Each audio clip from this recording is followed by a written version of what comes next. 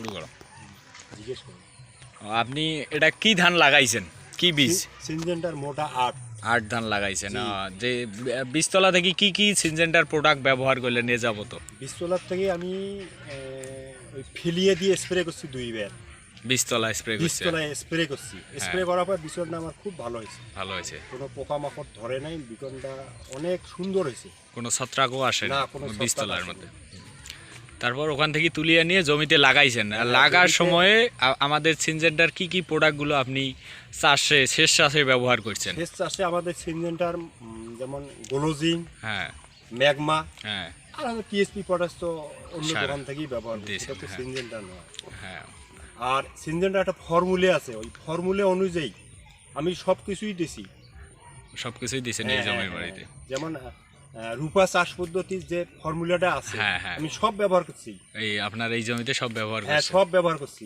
তো কি কি আমাদের প্রোডাক্টগুলোর একটু নাম বলেন তো দেখি, কি কি ব্যবহার করছেন? যেমন আমাদের প্রোডাক্ট ছত্রাকনাশকের আছে এমিস্টার টপ, মানে হ্যাঁ। সমস্ত ধানের গাছ ছত্রাক, ওটা 2 বার ব্যবহার করছি। আর যাতে মানে অন্য পোকামাকড় যেমন মাজরা পোকা না আসে, তার তার জন্য জন্য আমরা ভিত্তাকুর ব্যবহার করছি।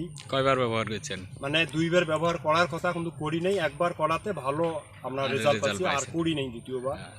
তারপরে আসি আমরা শীষ ব্রাশের মধ্যে আসিয়া দেখা গেছে যে শীষে যাতে ব্রাশ রোগ না আসে ফিলিয়া দিছি, আল্লাহর রহমতে ফিলিয়া দেওয়ার পরে আর শীষে ব্রাশ এসে নাই।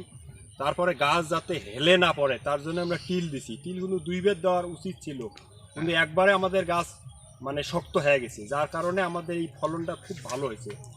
মানে আমাদের এই ফলনটা এত ভালো হয়েছে, আমি জীবনে ভাবি নাই যে আমাদের এই মোটা ধানটায় এত ভালো ফলন হবে।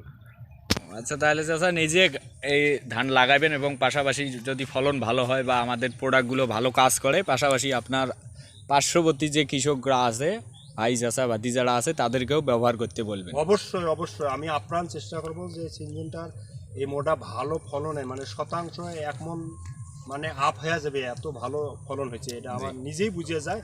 আমি আপ্রাণ চেষ্টা করব যে আমাদের কৃষকের উন্নয়ন, যাতে দেশের উন্নয়নের জন্যে ভালো ফলনের জন্যে মানে কৃষক বাঁচলে দেশ বাঁচবে, এই হিসেবে আমি সিনজেন্টার পক্ষ থেকে আমি যা ব্যবহার করছি আপনাদেরকে সব আমি জানাইলাম।